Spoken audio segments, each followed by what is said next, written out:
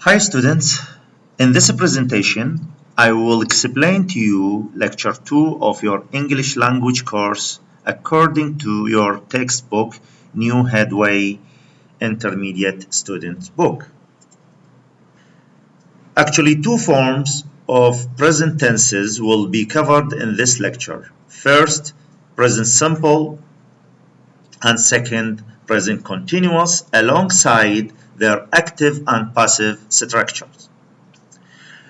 Regarding the regular verbs form of a present simple, it must be the same as infinitive after first and second person subjects, whether they are singular or plural structure, such as I, we, you, they.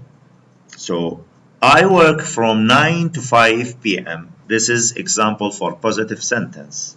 So I could say we work from 9 to 5 p.m.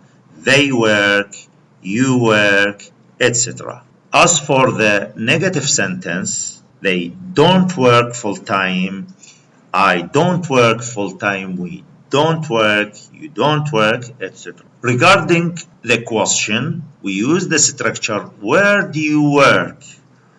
Where do I work? Where do we work? And so on. While using the regular verbs after the third person, he, she, it, we must add s or es and use does, doesn't in questions and short answers. He doesn't work at weekends. Where does she live? Likewise, for short answer, do you live in Bristol? Do they live in Bristol? Do we live in the Bristol? Yes, we do. Yes, I do, etc. While for the third person again, does he have a car? Does she have a car? Does Jane have a car? And the answer would be no, he doesn't. No, she doesn't. Now, let me explain the uses of present simple form. The present simple form is used to express, first, an action that happens again and again, like a habit. I go to work by car.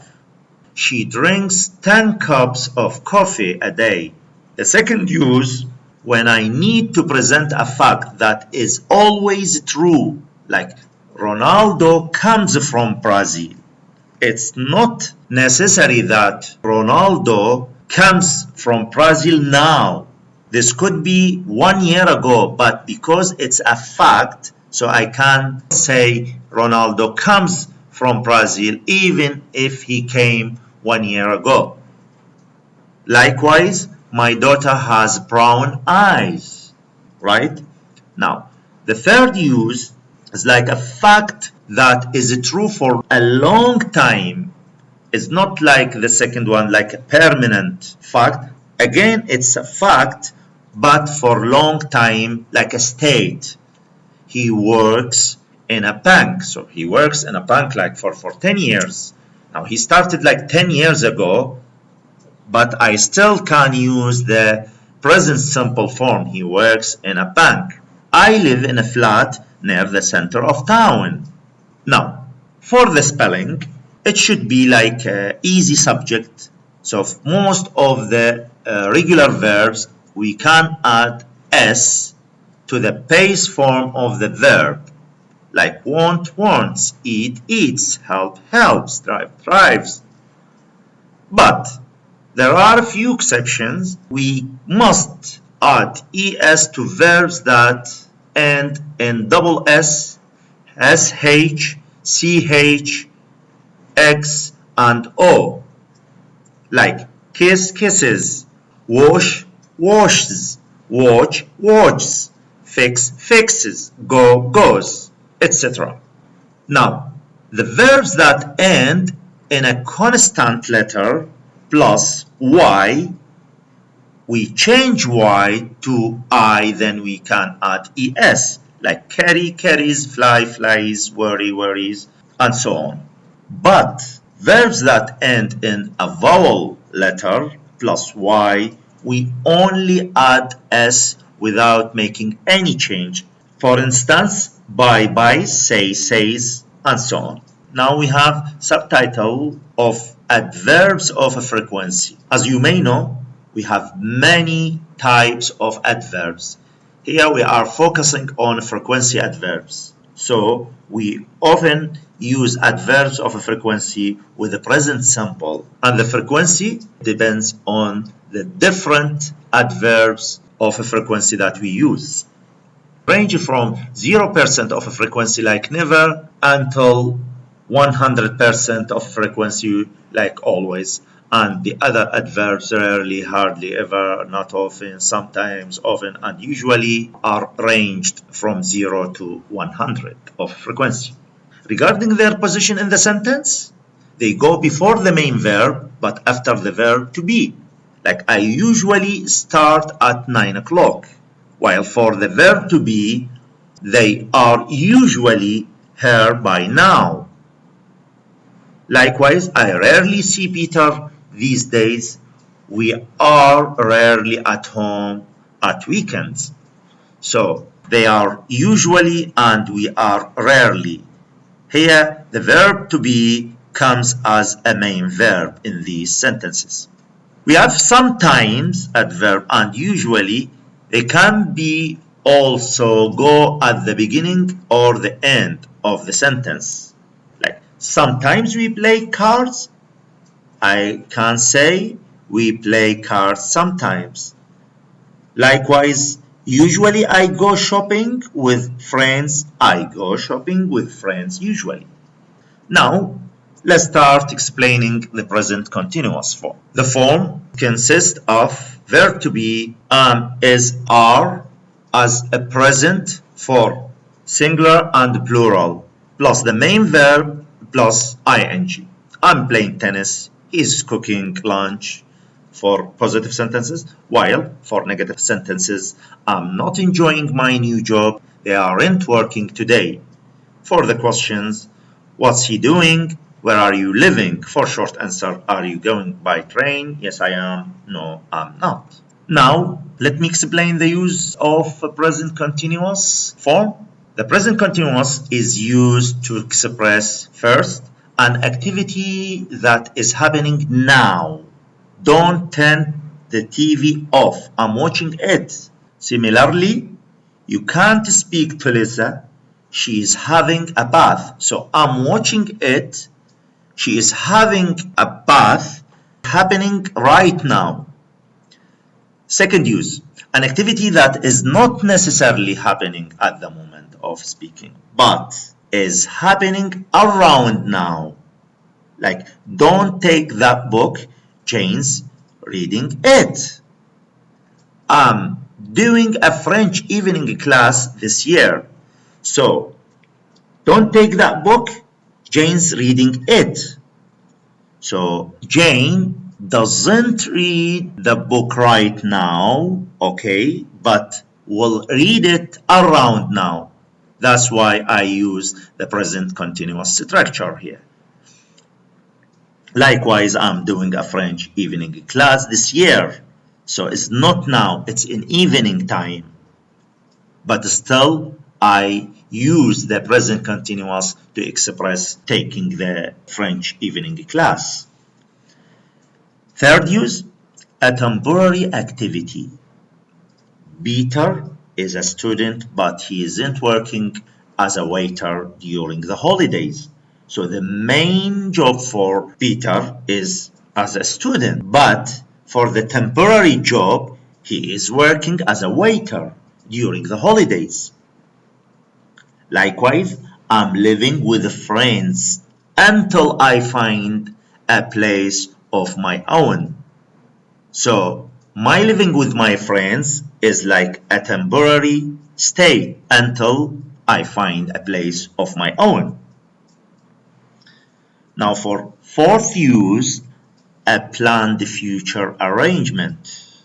When I plan for future and Most probably, this is near future, not far future. I'm having lunch with Glinda tomorrow. We are meeting at 1 outside the restaurant. As for spelling, the most verbs, mainly regular verbs, we add ing to the base form of the verb, like go, going, were, wearing, etc. Second, verbs that end in one e lose the e.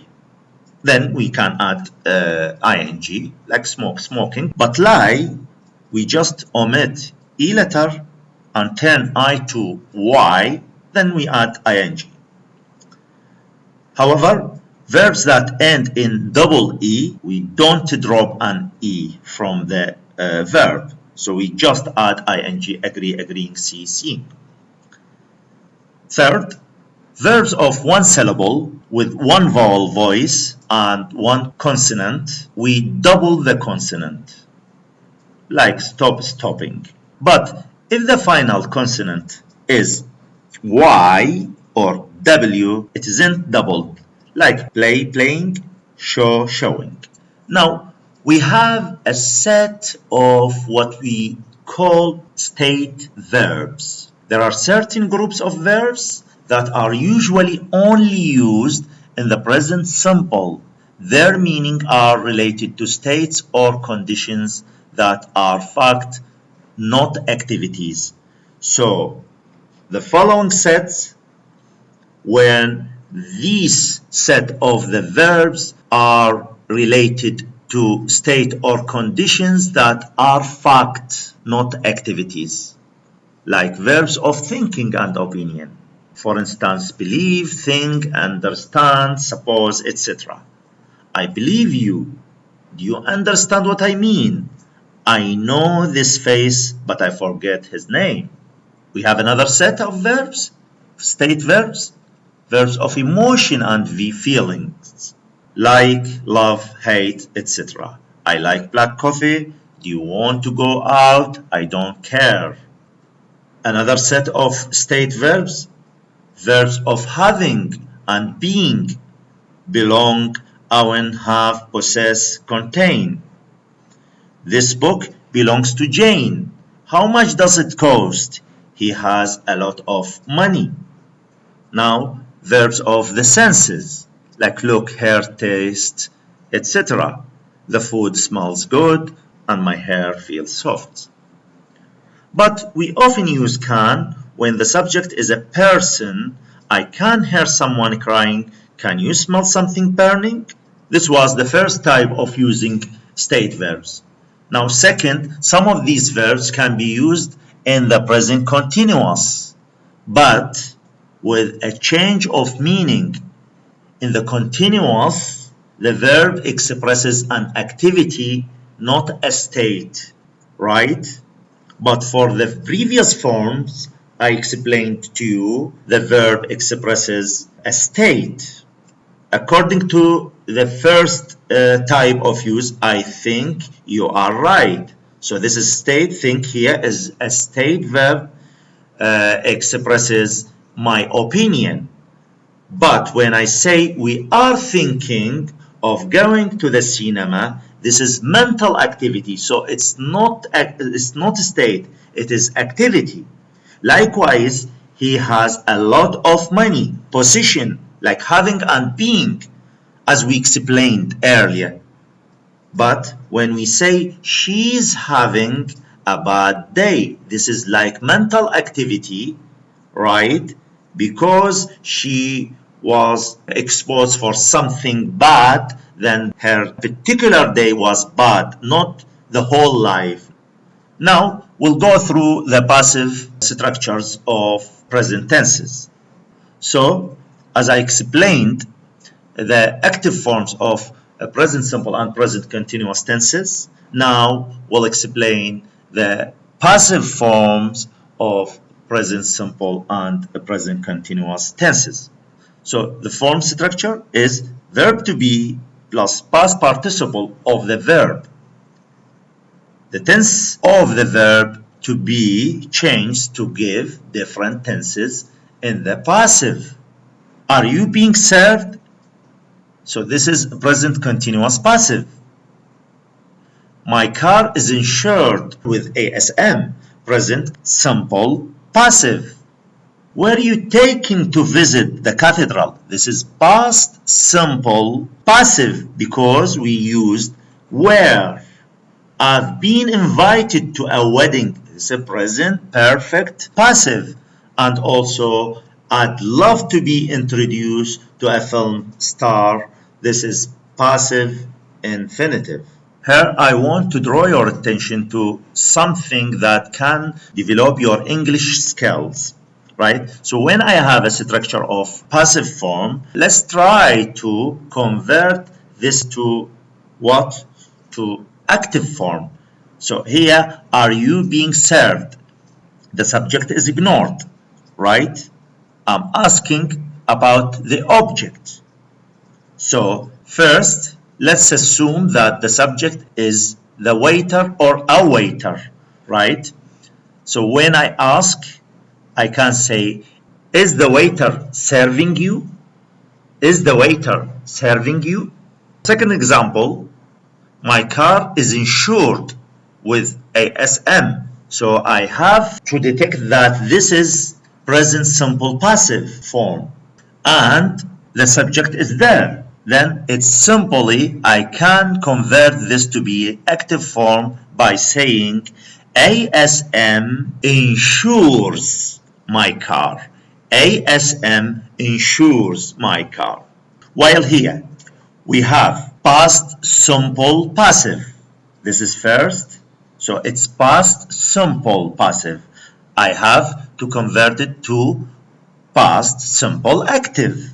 The subject is not there, so I can assume anybody, like for example, he or she, etc. Right? So I can say, he took me to visit the cathedral. He took me to visit the cathedral. Look at this example. I've been invited to a wedding. I've been invited to a wedding. This is a present perfect passive. Again, the subject is not there, so I can assume that the subject is a groom.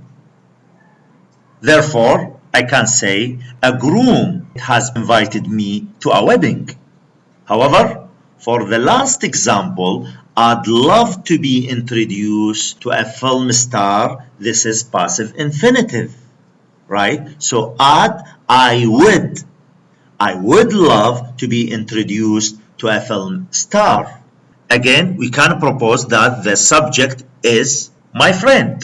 Then we can convert the sentence to be active form when we say, I would love my friend to introduce me to a film star. I would love my friend to introduce me to a film star. Now let's go through the uses of passive form. First, passive sentences move the focus from the subject to the object of active sentences. For example, Shakespeare wrote Hamlet in 1601 while he was living in London. When I need to turn this active form of this sentence, I can say Hamlet, the most famous play in English literature, was written. So, was written by William Shakespeare. So, the focus is given to Hamlet. So, the passive is not another way of expressing the same sentence in the active. We just choose the active or the passive depending on what we are more interested in. Therefore, that means this is not optional. The second use, we use by and the agent. The agent here means the subject, are often omitted in passive sentences if the agent is not known, the agent is not important, the agent is obvious. Like, I was burgled last night. Like, I was burgled last night. The bridge was built in 1886 and I was fined £100 for speeding respectively. The second type of use that By and the agent, I mean subject, are often omitted in passive sentences, and this is very usual. They are omitted if the agent is not known, like I was burgled last night, or the agent is not important, this bridge was built in 1886, or the agent is obvious, like I was fined £100 for speeding. The third use, the passive is associated with an impersonal, formal style. It's often used to notice and announcement.